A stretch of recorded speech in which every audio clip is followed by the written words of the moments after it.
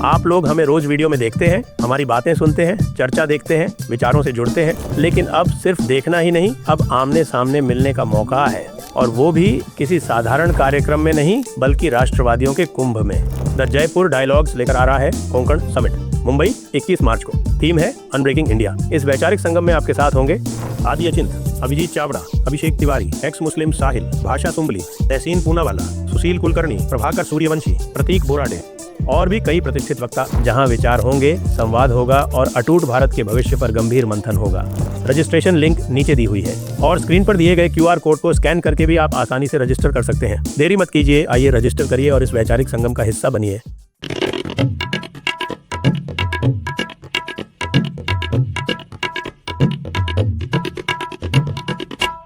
नमस्ते, आप सभी का स्वागत है आज के इस विशेष कार्यक्रम में। और यहाँ पर कर्नल रैना है हमारे साथ, और आप समझ सकते हैं कि आज का जो विशेष कार्यक्रम है वो विशेष बात क्या है, और वो अफगानिस्तान और पाकिस्तान में आपसी युद्ध की घोषणा है। अब आपसी युद्ध किस प्रकार का है, वो कह रहे हैं कि साहब कि ये एक बदले की कार्रवाई है, तालिबान वाले, रिटेलिएटरी ऑपरेशन। पाकिस्तान वाले कह रहे हैं कि साहब we have declared war on Taliban. साथ में ये कह रहे हैं कि साहब कि हमने जो है वो सीज़ फायर की भी पेशकश कर दी है। और अलग-अलग तरह के वीडियोज़ आ रहे हैं। एक F-16 भी दिखाई पड़ रहा है जिसको ग्रॉक कह रहा है कि साहब कि ये फेक वीडियो है। तो हमें तो कुछ पता नहीं। कर्नल साहब को पता होगा, तो हम पूछ रहे हैं कर्नल साहब से कि साहब ये क्या चल रहा है आखिरकार? सर नमस्कार आपको, नमस्कार दर्शकों को। सर अपने ट्रेडिशन पे काम हो रहा है। अफगानों का एक बदल का ट्रेडिशन है सर, वो बदला लेते हैं। उसके लिए उनका पूरा कई बार तो वो जो बदल रहा है कितनी जनरेशंस को क्रॉस कर जाता है कबीले के और दूसरे कबीले के बीच में। तो उनको आपने बॉम्बिंग की, उनके बच्चे और महिलाएं मारी, तो वो तो आ गए। इनका जो ट्रेडिशन है सर सरेंडर करने का, वो भी बिल्कुल चालू है सर। 15 पोस्ट तो गिर चुकी हैं। और वैसे तरस भी आता है सर, वो एक पोस्ट का जो वीडियो आ रहा है जिसमें 2 जवान मरे पड़े हैं पाकिस्तान के, एक सिविल ड्रेस में, एक यूनिफॉर्म में, और उससे मरने से पहले खाना खा रहे थे। खाने में सूखी रोटियां और पता नहीं कुछ एक पतीले में पता नहीं क्या है sir, I don't know what was eating. तो पैसे आपके पास है नहीं, लड़ाई लड़ने की हिम्मत आप में है नहीं, तो आप क्या कर सकते हो? जहाज उठाओ और जाके काबुल पे गोले गिरा के आ जाओ। अब ये भी जो काबुल पे गोले गिराने वाली जो कहानी है सर, ये भी रॉयटर्स ने शुरू की और फिर ऑफ कोर्स बाकी कूद पड़े। बट ये वॉर ऑफ अनइक्वल है सर। ये 2 बराबरों की आपस में लड़ाई नहीं है और ये अनइक्वल तरीके से ही लड़ी जाएगी। अभी वाशिंगटन वॉल स्ट्रीट जर्नल ने जो आप कह रहे हैं वो बता दिया कि पाकिस्तान गवर्नमेंट ने डिक्लेयर कर दी है वॉर। आप निहत्थों को मार रहे हो, जहाज लेके जाओगे तो आपको कोई गुलेल से तो मार नहीं सकता था। ऐसा भी नहीं है कि शोल्डर फाइट मिसाइल नहीं है इनके पास, है, बट कंपैरेटिवली जो पाकिस्तान की जो एयर F-16 जो उसको देता कैपेबिलिटी, उसके हिसाब से देखें तो पाकिस्तान में बहुत बड़ी एडवांटेज है एयर में। लेकिन प्रॉब्लम पता क्या है सर? आप एयर से जाओगे, आपको एक झोंपड़ी दिखी, आपने उड़ा दी और क्लेम कर दिया कि हमने उड़ा दिया इनका हेडक्वार्टर। पर जब उनके ह्यूमन बॉम्ब्स आते हैं ना सर, बॉम्ब बांध के, वो टारगेट को पहले देखते हैं, पहचानते हैं किसको ठोकना है, फिर ठोकते हैं। इसलिए कहते हैं ह्यूमन इंट जो है टॉनिक इंट से अच्छी होती है, वैसे ही ह्यूमन बॉम्बिंग जो है वो एयर बॉम्बिंग से कहीं ज्यादा अच्छी होती है सर। कोई ये तो सर एक पाकिस्तानी फौज ही कह सकती है कि हमने ब्रिगेड हेडक्वार्टर उड़ा दिया। ये हम सबको पता है सर, फौजियों को भी पता है, आपको भी पता है। जैसे ही ऐसे हालात होते हैं, सारे हेडक्वार्टर वगैरह खाली कर दिए जाते हैं। और यही रीजन है कि जब हमने भी ऑपरेशन सिंदूर में, खैर हम तो टेररिस्ट के पीछे पड़े हुए थे, उसके बाद जब दूसरी वेव में एयरफील्ड उड़ाए, हमने उनके GHQ वगैरह पे हमला नहीं किया, बिकॉज वो खाली बिल्डिंग है। ये तो रूटीन है सर, जैसे ही balloon goes up, people go into underground operation rooms. हाँ, अगर आपको अपनी ईगो मसाज करने के लिए एक आधी बिल्डिंग उड़ाना है, फोटो दिखा के अपने लोगों को, आप मीम्स देखिए ना सर, वो जो पाकिस्तानी अभी लड़के लड़कियां गिन के ऑलरेडी विक्ट्री अनाउंस कर दी उन्होंने। बट पाकिस्तान की मुसीबत ये है सर कि उनके खिलाफ भारत नहीं खड़ा, उनके खिलाफ अफगानिस्तान खड़ा है, जो कि मीम बनाने में उनके भी बाप है। उनके जो प्रोपेगेंडा अफगानिस्तान का, हमें सीखना चाहिए एक्चुअली सर। जिस तरीके से उन्होंने कल से शुरू किया है, जैसे आप कह रहे हैं F-16, दुनिया भर के न्यूज पोर्टल उसको रिपोर्ट कर रहे हैं और आगे क्वेश्चन मार्क लगा रहे हैं ना उसको यस कर रहे हैं, ना उसको वेरीफाई कर रहे हैं। That's a strength of propaganda. ये हमारे वालों को भी सीखना चाहिए सर, हमारे जो हैं एजेंसी जो काम करती हैं। बट ओवरऑल इस विनाश की तरफ जो जाने का रास्ता है पाकिस्तान का, ये एक और उसमें आगे की कड़ी है सर। बिकॉज जितना आप इनसे पंगा लेंगे सर, ये लोग आपके घर में घुस के मारेंगे, और मारेंगे ये पंजाब के अंदर। They will not hit you back in हाँ केपीके सर। केपीके में फौजी ठिकानों पे ठोकेंगे, वो सिविलियन को अगर मारना शुरू करेंगे, इस्लामाबाद के अंदर आके मारेंगे, और उस दिन उनको संभालना मुश्किल हो जाएगा सर। हाँ, उसमें तो वो पूरी जो पख्तून पॉपुलेशन है वो तो उनके साथ ही है। बिल्कुल सर। और ये आपको याद होगा सर, हमने पहले भी डिस्कस किया था कि अगर आप एक पख्तून को बोलोगे, एक पश्तून को मारे, तो वो वापस जब अपने मुंह गांव में जाएगा, मुंह नहीं दिखा सकता कि मैंने अपने पश्तून ब्रादर को मारा। तो ठीक है, फाइटर पायलट है, पंजाबी है, जो भी है, यहीं कह जाके उड़ा के आ गया। लेकिन ये सिंबॉलिक बम्बार्डमेंट वर्सेस जो एक्चुअल नुकसान इनका होगा अफगानिस्तान के हाथों, पश्तूनों के हाथों, उसका कंपैरिजन नहीं होगा सर। ये कुछ करते रहेंगे, ऊपर से जाएंगे, मार के आ जाएंगे, बॉम्ब गिरा के आ जाएंगे। जैसे हमें कहते थे ना सर कि हाँ बालाकोट में कुछ नहीं हुआ, कुछ कौवे मरे, बिकॉज ये खुद ही करते हैं, उनको लगता है कि सारे यही करते हैं।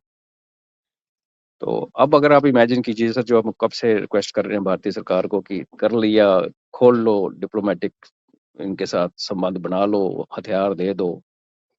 और आज अगर अफगानिस्तान के पास एयर डिफेंस होता सर, तो इनको आज एक नहीं एक्चुअली जहाज गिरे हुए दिखते हैं काबुल के आसपास सर। ये तो आपको क्या दिखता है, ये लंबा चलेगा ये कि वैसे ही जैसे शॉर्ट स्कर्मिशेस होती रही हैं बीच बीच में उसी तरह का होकर खत्म हो जाएगा? और is it bigger than previous skirmishes? Sir इस वाले से तो बड़ा हो ही गया ऑलरेडी, लेकिन मुझे लगता है खत्म होगा जल्दी, बिकॉज इंटरवीन करेंगे सर, कतर वतर बीच में आएंगे। और अफगानिस्तान को भी सूट करता है कि वो इनको अपने टाइम पे अपनी चुनी हुई जगह पे मारे। बॉर्डर पे पोस्ट लेना, 14-15 पोस्ट लेना, 20 पोस्ट लेना, एक्चुअली इस बॉर्डर स्कर्मिश। लेकिन जो अफगानों ने जो उनको, अगर बदले वाली जो हम बात कर रहे हैं, जो उनके स्पिरिट है, वो चाहेंगे कि अपने टाइम पे तसल्ली के साथ इनको चेपें। उसके लिए एक लंबी लड़ाई में लड़ना अफगानिस्तान को फेवर नहीं करता। और अफगानिस्तान की जो भी आपने इक्विपमेंट देखा, जो भी है, उसका लिमिटेड सप्लाई है सर। इक्विपमेंट देखने में अच्छे लगते हैं, उनका मेंटेनेंस, उनके स्पेयर्स, हर बार एक गन फायर करती है तो उसको इतनी मेंटेनेंस की जरूरत होती है सर, वी ऑल अंडरस्टैंड। तो सस्टेन तो अफगानिस्तान लॉन्ग वॉर नहीं कर पाएगा। तो मुझे लगता है कि जैसे यहाँ से सीज फायर का ऑफर आया, वो मान जाएंगे। लेकिन वो फिर डिक्लेयर्ड वॉर का एक पॉज या अंत होगा। पश्तूनों की अभी पंजाबियों के साथ ये अभी चलती रहेगी सर, वो लंबी चलेगी और पाकिस्तान के अंदर खेली जाएगी सर। पाकिस्तान के अंदर खेली जाएगी, लेकिन फिर जो अल्टीमेट गोल है इनका अटक तक कब्जा करने का, वो कैसे पूरा होगा? सर जब अंदर से वीक करेंगे ना, अभी इसमें वो भी है कि हम क्या करेंगे। कुछ दिनों से आपने देखा कि अगेंस्ट हमारे कमांडर्स और core commanders, strike corps commanders के बयान आने शुरू हो गए हैं। और जो हम लोग यहाँ रहते हैं और जो पंजाब में रहते हैं, उनको सबको पता कि हाँ एयर एक्टिविटी बढ़ गई है। तो इन कॉम्बिनेशन देखें, वो एक ऑप्शन है सर। दूसरा ये है कि अगर ये अंदर आगे उनको, जो इनके गढ़ हैं जैसे इस्लामाबाद है, रावलपिंडी है, वहां पे आतंक मचाना शुरू करेंगे अगर सर। और फिर नॉट टू फॉरगेट कि बलोचों के साथ फिर it's going to be very coordinated long battle.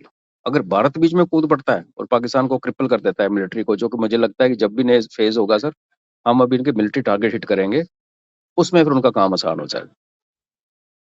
और कहीं इमरान को बीच में कुछ हो गया सर, तो वो एक और फ्लैश पॉइंट है जिसमें सारे पश्तून फिर इकट्ठे हो जाएंगे। तो पाकिस्तान एक ना एज पे खड़ा है इस टाइम, कौन किधर धक्का मारते को पता नहीं। बांग्लादेश में तो सफाया हो गया, आज देखा आपने उनका पूरा टॉप ब्रास चेंज कर दिया।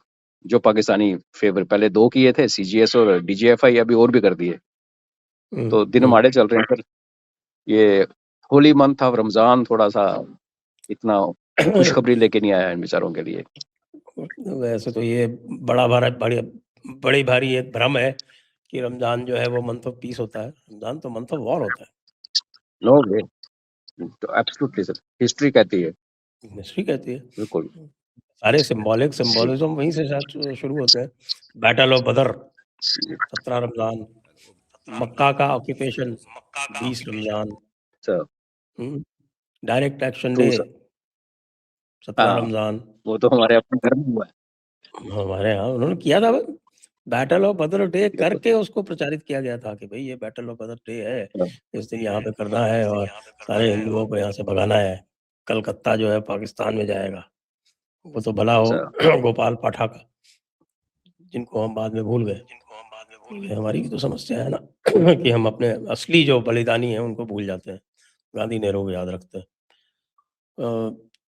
और इसका जो है वो आपने हिंट किया कि साहब बलोच साथ में आ गए हैं, तो बलोचिस्तान में तो वैसे भी ये जो है वो बिखरे पड़े हुए हैं। पाकिस्तान वाले, नहीं, एंट्री नहीं है उनकी वहाँ पे। वो तो नहीं बिखरे हैं सर। जो बलोच की जो मेन हैंडीकैप है सर वो ये है कि उनके पास हेलीकॉप्टर को भी गिराने का साधन नहीं था।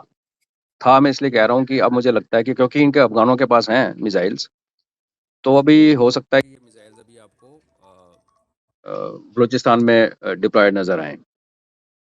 और जब मैं कहता हूँ कि भारत को अफगानिस्तान के साथ रिलेशन अच्छे करके वेपन सप्लाई करने चाहिए, तो मेरा आइडिया ये है कि जब एक बार आपने अफगानिस्तान को दे दिया, उसके बाद हथियार कहाँ गए, उनकी जिम्मेवारी हमारी जिम्मेवारी थोड़ी।